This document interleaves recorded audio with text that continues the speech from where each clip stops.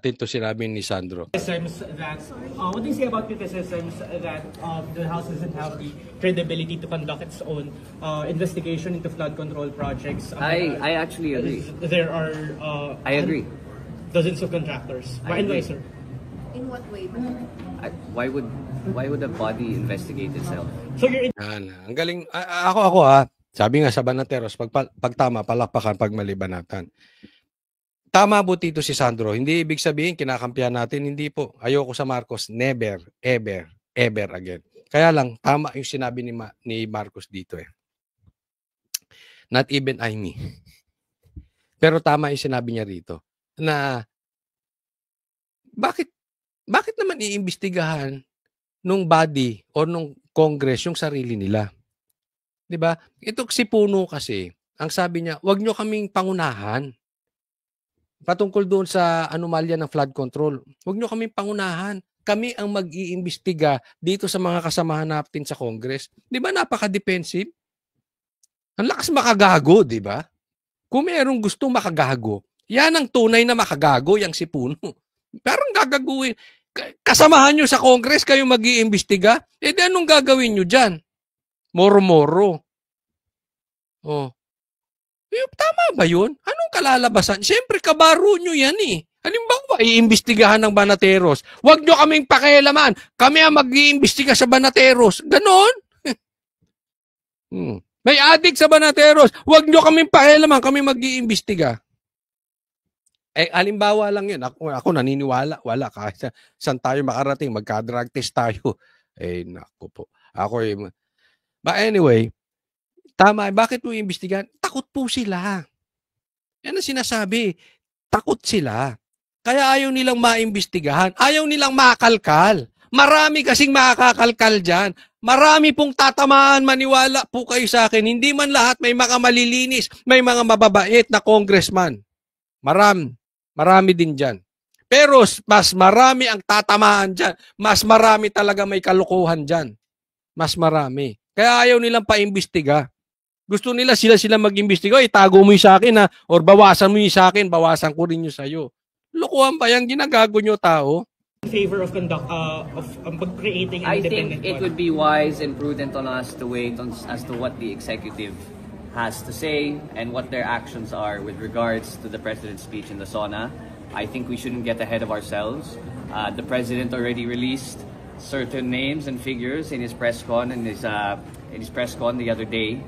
I think what will be happening in the next few weeks, although the House, I believe, should assist in being able to identify where the anomalies are, I think it will be primarily the prerogative of the executive to be able to identify where these anomalies... Tama naman. So, karapatan din naman ng Congress, ng lower house, mga congressman, ang ibig ko sabihin, na imbestigahan din to. Kung karapatan nila, kung gusto nila.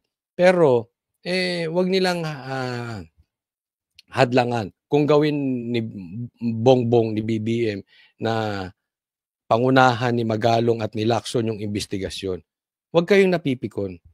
Diba? Dapat lang naman talagang iniimbestigahan yan. Ang laking pera niyan eh. Galing nga mismo kay Puno, alam niyo kalokohan ng mga yan.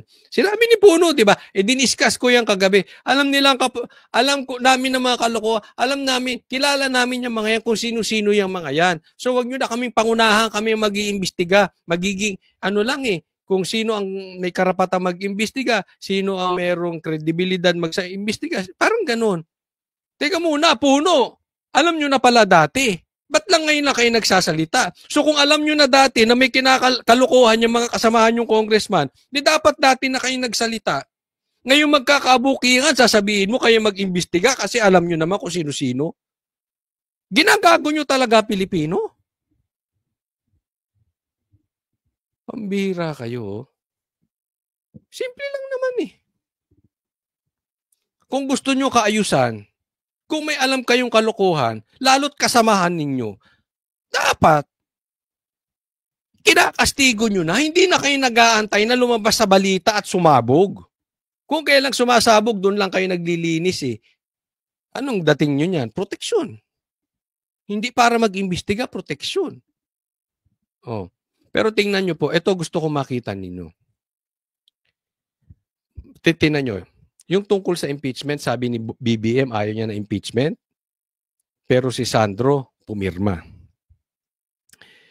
Nakikita natin, si Sandro at saka si Tamba, may pagkakaisa yan. Ha? Sabi, hindi pa papasukin ng ICC, pero si Sandro, di umano ay pumabor sa pagpasok ng ICC at bandang huli. So makikita natin kay Sandro kung ano talaga, more or less, yung totoong gusto ng kanyang tatay. Tulad sa impeachment, ayaw. Ayaw daw ni Bongbong, pero siyang kauna-unahang pumirma. Yun ang talagang gusto ng tatay. Para sa akin, ngayon, gusto talaga ng tatay niya paimbestigahan to. Bakit? Magtuturuan na po ang Bongbong at Tamba. Kaya itong sinasabi ni Sandro na to, sa tingin ko, ito ay pagkalas na niya. Indirectly, syempre, magiging civil pa rin yan. Pero ito'y kumakalas na siya, syempre, doon pa rin yan sa tatay. Marcos pa rin yan eh. Diba? Kakalas na yan diyan kay Tamba. Ito na yung time na sobrang sumabog yung kalat. Sumabog na yung bahong tinatago nila. Kailangan nilang iligtas yung sarili nila. Paano mo ililigtas yung sarili mo sa kapahamakan na ginawa mo din kung hindi magturo ka doon sa mas maraming kinalat? Naiintindihan nyo? Kaya dati yung sinabi ko pa, abangan ninyo. Abangan ninyo, sabi ko, di ba? Doon sa matagal nang nanonood sa akin, sinabi ko, pati doon sa SMNI, una kong binanggit doon. Ako po una nagsalita doon, sinabi ko, meron tayong nakakausap galing loob. Magbabanatan na yan dalawa. At eto na nangyayari. Indirectly, hindi sila magbabanatan. Pero tingnan nyo yung tao nila. Yung mga aso nila. Yung mga kaibigan nila. Yan ang magbabanat. Pero ang totoong tinatamaan yung leader. Bakit? Kasi baho ng leader yun eh. Halimbawa, itong flood control project. Binanatan. Binabanatan na ngayon. Sino tinatamaan? Indirectly si Tamba. Diba? Kaya nga, napakagandang sitwasyon natin ngayon dahil unti-unti na sila maglalaglagan. And, of course, they know a lot of things. Inaantay ko nga lang na umabot sa talagang banatan nila na ako'y naniniwala marami ring alam kay Marcos. Ito si Tamba Luslos. Baka mapikon, magsalita rin. Alam mo na yung iniiwasan ng mga Marcos, di ba? At alam din natin kung ano yung iniiwasan ni Tamba, baka magsalita si Bongbong. Bata, win-win po yan. Pero kasi, meron kasing hangganan yung maitatago mo yung baho eh. Kasi, in short, meron talagang ginagawang kabulastugan. Mali po yung ginagawa eh. Basura eh. Yung basura. Ang problema, yung basura, kaya mo lang itapon sa bakuran mo at a certain point, at a certain time, nang hindi mga alingasaw. Masyado nang mabaho. Alam mo, sabi nga dito, may nagsabi sa atin, marami naman talagang politiko, more than half ng politiko, may korupsyong ginagawa. Hindi man lahat, pero meron. More than half. Pero may trabahong ginagawa at nangungurap lang, binabawi lang kung ano yung nagastos nila sa kampanya at kumita ng konti. Pero yung ngayon, karapalan. As in, iba daw ngayon. Di umano ha? Yan ang sabi sa akin. Hindi ko alam kung ito ay may katotohanan, pero pag tiningnan natin yung nangyayari ngayon, sabi nga may bilyon-bilyon flood control tapos may baha. Di ba? Ano yun? Sabi nga ni JB, kademonyohan na sobra yan. Garapal eh. Wala nang nagagawa yung pangungurakot, garapal pa. May namamatay dahil sa baha. Medyo katangahan nga eh. Kukuha ka lang ng kurakot doon pa sa flood control. Eh, alam mong mabubuhukan yan. Alam mong uulan na. Buti kung nakatira tayo sa UAE. Bira umulan. Sa atin lagi at meron bagyo. Di ba?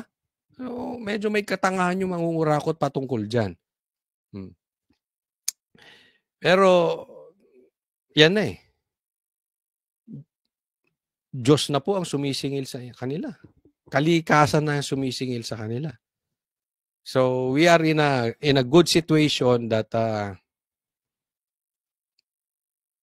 nangangamoy na at sila na nagtutulungan.